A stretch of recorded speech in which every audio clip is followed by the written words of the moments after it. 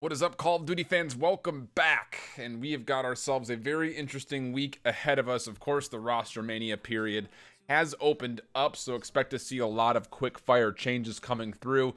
And I'd posted this on Twitter just earlier today about how I'm not going to be doing any speculation or rumor videos. I think that's a waste of a video. I don't think it's good content.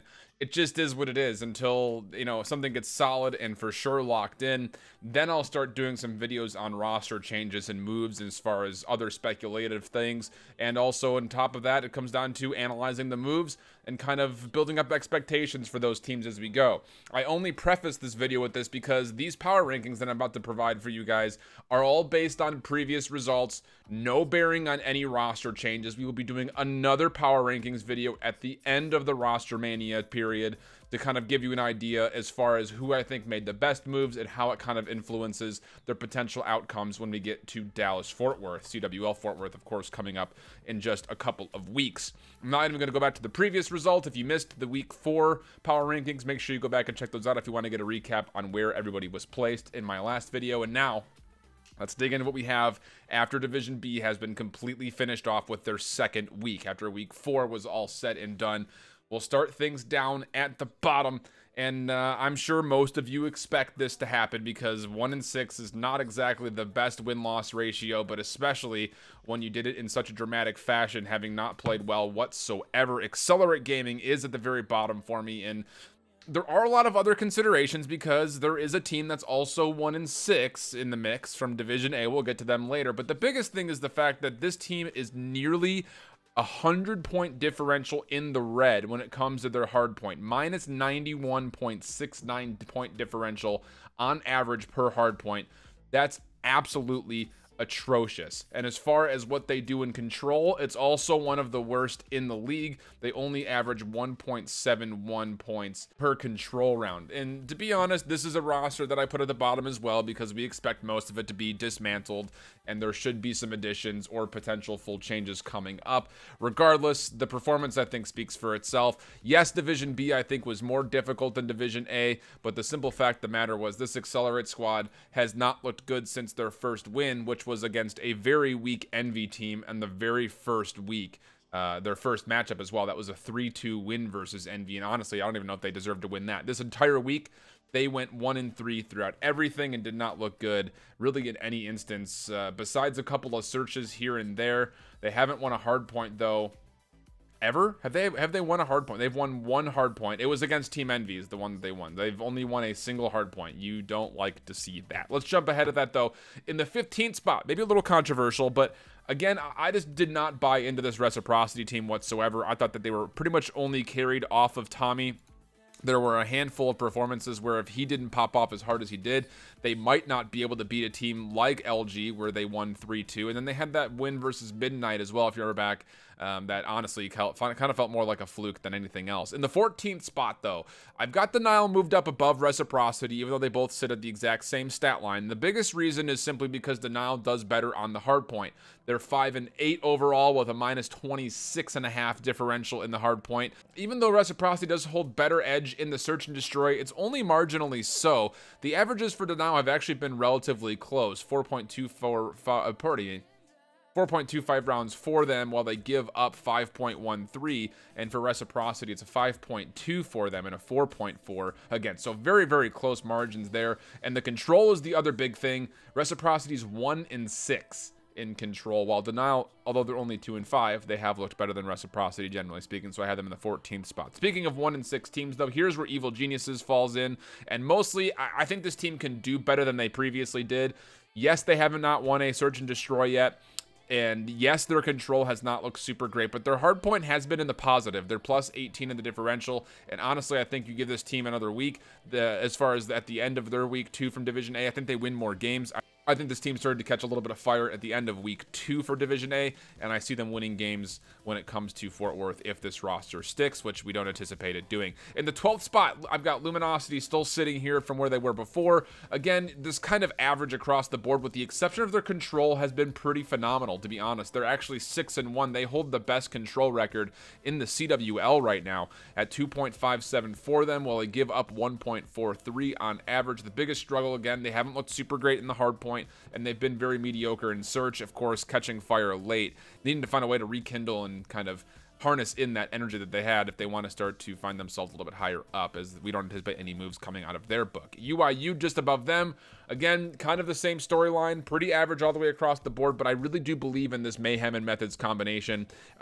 We'd have no idea as far as if there's going to be any changes for this team, but I like Methods and Mayhem a lot. I think they're one of the more solid duos in the league. Just comes down to will Proto, will Spoof, and will Skies be able to find their way into that mix and be more relevant throughout the consistent performances and not just here and there. In the 10th spot, I have Enigma 6 just above UIU. Most of that, and they actually have even stat lines pretty much across the board. Like, if you look at their averages and their win-loss ratios for hardpoint search and control, it's almost a copy-paste between the two of them. The biggest thing for me is I think there's more potential with this Enigma 6 roster through and through. I think General played a lot better this last week. Cade and Frosty, Kismet and Frosty looked really solid as well. It just comes down to what's going to happen with the rest of this team when it comes down to players like Cade and Diabolic. I think they're probably two of the weaker links on this squad as far as consistency goes. This comes down to will they clean some things up and will they be regular participants in the kill feed. Now, just above that, finishing off our bottom 8, I still have Red Reserve just above this, and my biggest thing with this Red team is just can they find a way to all play together, because it's been pretty much the scrap show so far. Zero has not played super well. Bance has been okay. Joe has been okay. But the big thing is, will this team actually start playing consistently?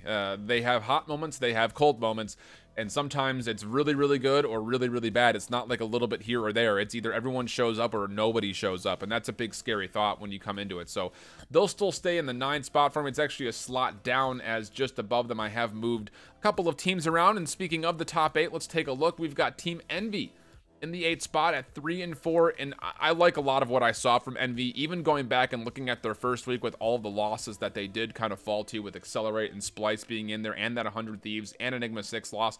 I still think this team is right on the money when it comes to where they need to be. You heard it from just about everybody as far as their communication isn't quite there, a couple of comms problems, setup problems. They fixed all of that. They looked really good versus United. They looked even better versus Heretics.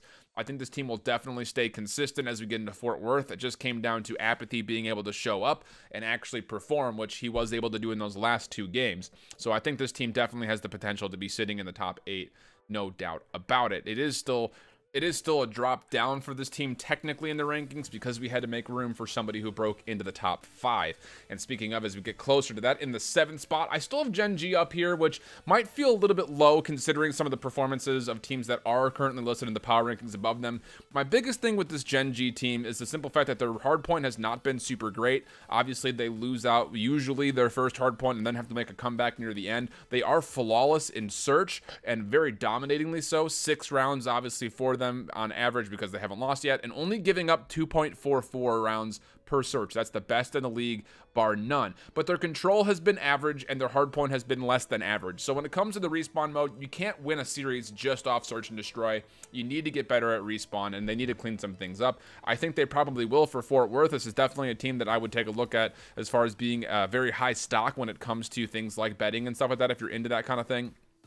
But I think generally speaking, this team still has a lot to work on, and when it comes down to that in specific, that's why I have them a little bit lower on the pool, than maybe you were expecting at a scoreline of 6 and 1. In the 6th spot, I have moved Splice down. Again, we had thought that based on what we saw from the first week of Division B, that Splice coming out with the setups that they had and everyone participating regularly, that this was the best team in the game. They would definitively show us that that was not the case whatsoever, as they had a very rough week, having lost to Heretics, Denial, and United. Although some of those sets were close, they really shouldn't have been as close as they were, considering that we were kind of holding a lot of stock with Splice. They're doing relatively well across the board. Again, pretty average as far as win-loss ratios and their average points per round on the different modes. But the biggest thing is you can't have little slip-ups that cost you maps, is the biggest thing. When you saw like United, for instance, there was some slip-ups in that matchup, and especially the one against Heretics, and then even more so with the one against Denial. You cannot be reverse sweeped by Denial, and that's going to hurt them a lot. So I have them in the 6th spot. Up in the top 5 though, and for some of you are probably saying, about time, Shift, I've got 100 Thieves sitting in the 5th spot. And I think it's pretty hard to deny them based on the week that they just have, having not lost a single match, only losing 2 maps in total. This team has showed up. They're boasting some of the best hardpoint averages, as they average 245 to 196. They've only lost hardpoint twice.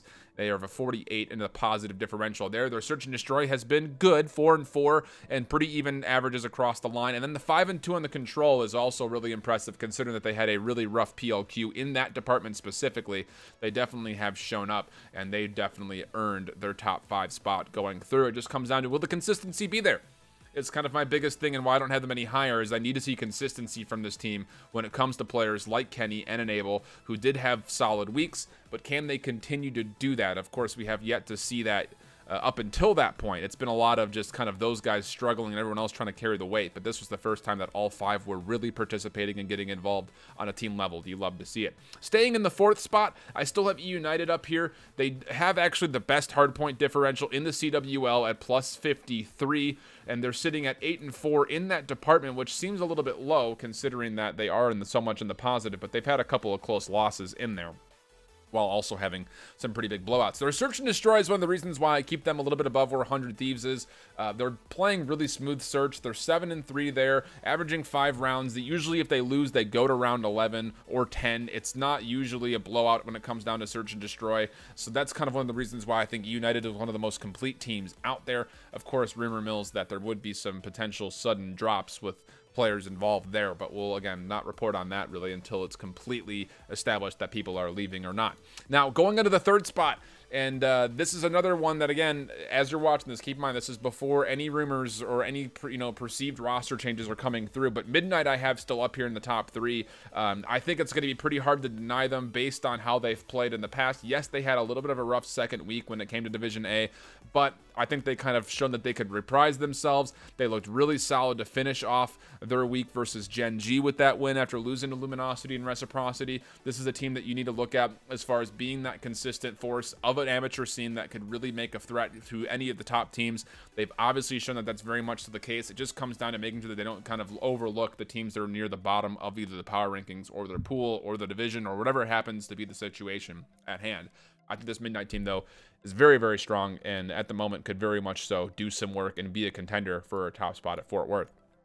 In the 2nd spot, speaking of unknown contenders, how about the Heretics?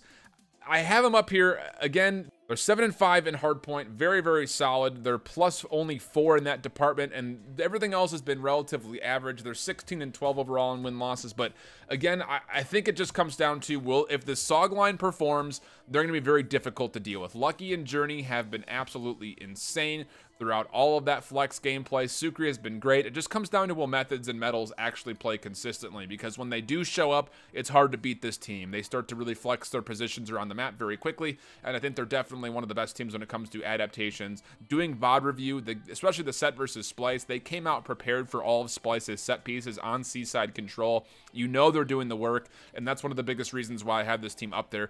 They can frag, they're absolutely nutty, and the biggest thing is you can see very quickly how fast they are to adjust based off of VOD review. So that's a very dangerous team, and I think definitely deserves to be up in the top 2. And then number 1, I think with all the losses that happened this week between E United, Heretics, and Splice, there's really no doubt but to put Optic up top. Again, it's kind of hard for us to tell because we haven't seen this team on LAN in full since Vegas, and that was forever ago for all intents and purposes. So who knows what will change, but based on watching scrims, this team is fluid. They're finding their groove again with, obviously Zuma having been there for a while. Things were a little bit shaky at start, but this team's flexible. They can play with any weaponry available when it comes to meta changes, weapon balances. Doesn't seem to make a difference.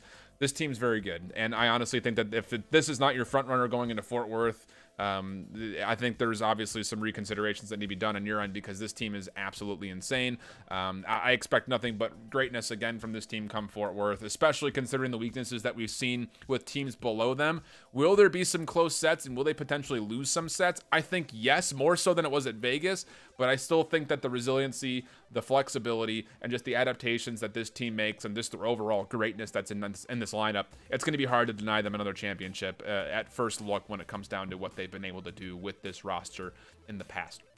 So there's my top 16 for you guys. Well, obviously, because there's only 16 teams in the CWL. Again, I will be doing another power rankings post all of the roster moves. I will also be doing some roster highlights, kind of breaking down the team more in specific as far as what additions can bring and what subtractions will take away. Maybe those are all positives. Maybe some of them are cons and positives. Who knows? It just kind of comes down to whatever changes happen. And then coming out tomorrow, I will have my Eyes On series done. It's going to be done on the Splice and EU game, done on Seaside Hardpoint, the final game that they had in their set. It was an absolutely insane game. I'm breaking that one down. It just comes down to getting all the editing done in place, so I should have that one early this week. I'm hoping for tomorrow, but again, there could be something that pops up as far as, you know, other things I need to take care of or problems when it comes to exporting the video. That has happened in the past, actually a lot recently. So that's the goal, is to have that very early this week. So if you enjoy that kind of content, make sure you hit that sub button. Thank you so much for your support, watching all the way through the video. I really do appreciate it. We'll catch you guys later this week for more analysis as well as Rostermania news. So hopefully we'll catch you back then. Until then, hope you keep pulling it down. So long.